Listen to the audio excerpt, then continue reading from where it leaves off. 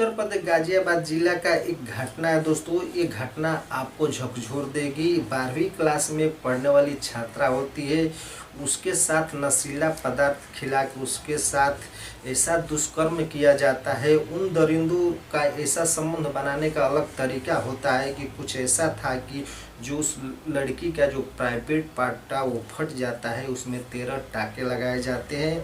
आइए इस घटना को हम बारीकी से दोस्तों समझते हैं। नमस्कार दोस्तों, स्वागत करता हूं आप सभी का एक नई वीडियो में। मैं हूं मनोज, आप देख रहे हैं स्टोरी बाय रसड़ा। जिन जिन भाइयों ने बाकी वीडियो में कमेंट किए थे उनका सभी का नाम लिया जाएगा लास्ट में। आप लोग वीडियो को अंत तक जरूर बने रहे। जिस भी सिटी से आप वीडियो देख रहे हैं वहाँ का नाम वो अपना नाम जरूर मेंशन कीजिए और वीडियो को एक लाइक करना भूले। जो नए यूजर हैं आप लोग चैनल को सब्सक्राइब और प्यार जरूर दीजिए। तो चलिए हम आगे बढ़ते हैं दोस्तों।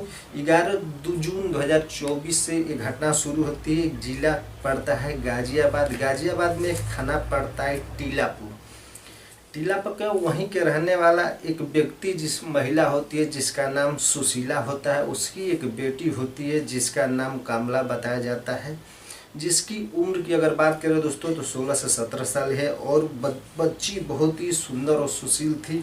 कमला के जो पिता थे उनकी कुछ बीमारी की वजह से 2 साल पहले ही मृत्यु हो जाती है। मृत्यु के बाद उनका घर गृहस्थी कैसे भी चलता है, धीरे धीरे जो कमला की माँ सुशीला होती है वो चलाती है। किसी के यहाँ झाड़ू पोछा, घरों घरों में जाकर झाड़ू पोछा करके अपना घर गृहस्थी चलाती है। और जो कमला होती है उसको लिखाती पढ़ाती है। उसी गांव में एक परिवार होता है। परिवार के एक मुखिया होते हैं सुशील कुमार पांडे। एक दिन सुशीला को अपने घर बुलाते हैं और कहते हैं कि तुम इतना परेशानी सहती हो, जो तुम्हारी बेटी है कमला उसकी मैं पढ़ाई लिखाई का खर्च मैं उठाऊंगा। ये सब बात सुन के जो सुशीला के माँ सुशीला होती है बहुत ही खुश होती है और खुशी खुशी अपने घर आती है। सारी बात अपनी बेटी कमला को बताती है कि वो पांडे साहब है, मुझे बुलाए, सब कुछ ऐसा बोल रहे हैं कि तुम्हारी बेटी का खर्च मैं उठाऊंगा। ये सब बात सुन के माँ बेटी बहुत खुश होती है। एक दिन की बात है दोस्तों, उसी गांव में एक रहने वाला 2 व्यक्ति होता है। जो एक का नाम सौरभ होता है जो 27 साल का होता है, और एक का नाम रोहित होता है जो 25 साल का होता है।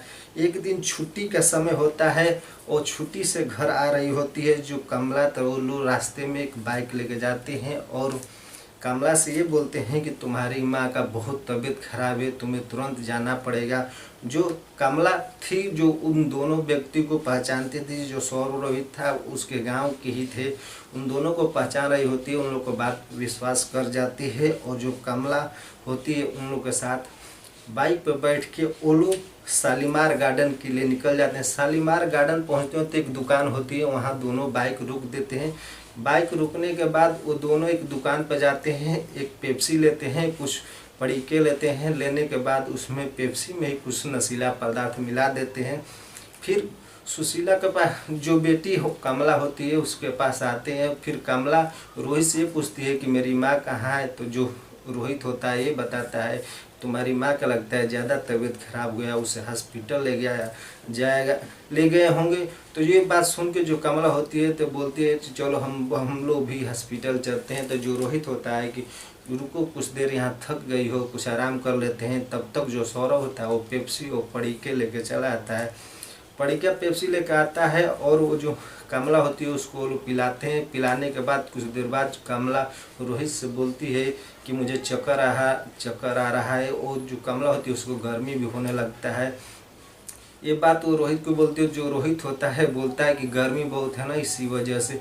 कुछ देर बाद कमला को चक्कर ज़्यादा आने लगता है। फिर वो रोहित से बोलती है कि मुझे चक्कर आ रहा है। तो फिर रोहित यही जवाब देता है कि गर्मी की वजह से तुमको चक्कर आ रहा है, तुम एक काम करो यहीं पे सो जाओ। दोनों का कुछ सेटिंग रहता है वहाँ पे। जो वहाँ पे कमला सो जाती है, फिर वो सोए हुए उसके साथ वो लोग छेड़छाड़ करने लगते हैं।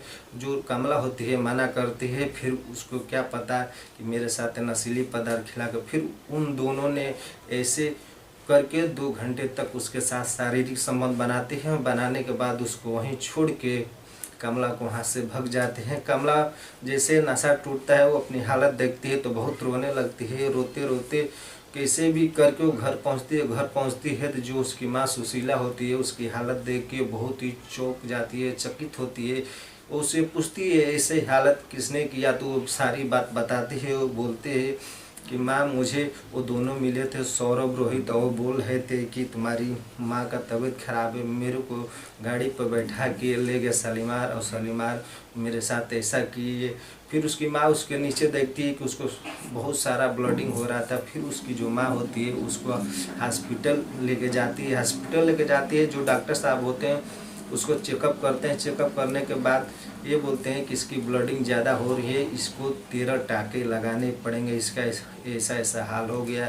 ये सब बात सुन के उसकी माँ बहुत परेशान होती है, रोने लगती है। फिर उसको डॉक्टर साहब जो कमला होते हैं उसको लेके जाते हैं, और उसके प्राइवेट पार्ट होता है उसमें टाँके लगाते हैं। टाँका लगाने के बाद उसको दवा लिखते हैं और बोलते हैं कमला को और सुशीला को कि अब तुम घर जा सकते हो। फिर शाम का समय होता है दोस्तों, जो कमला होती है वो खाना बना रही होती है, उसकी जो माँ सुशीला होती है वहीं पर बैठी होती है। फिर वो दोनों दरिंदे वहाँ आते हैं, सौरभ रोहित, और उन लोग को धमकी देते हैं अगर तुम पुलिस के पास गई तो तुम दोनों को जान से हम मार देंगे। ये सब बात सुन के जो उस कमला होती है बहुत डर जाती है, जो उसकी माँ होती है वो भी डर जाती है। फिर उसकी माँ खाना पीना खा के रात को सोती है, और सोते वक्त ये सोचती है अगर हम ऐसे ही छोड़ दिए तो आज तो मेरी बेटी का ये हाल किए लोग, ऐसे ही इन लोग का आदत बढ़ती जाएगी और इनका मन और इतना बढ़ता आगे जाएगा। फिर एक दिन सुबह उठती है, वहाँ के एसपी सिद्धार्थ गौतम जी के पास जाती है और सारी बात बताती है।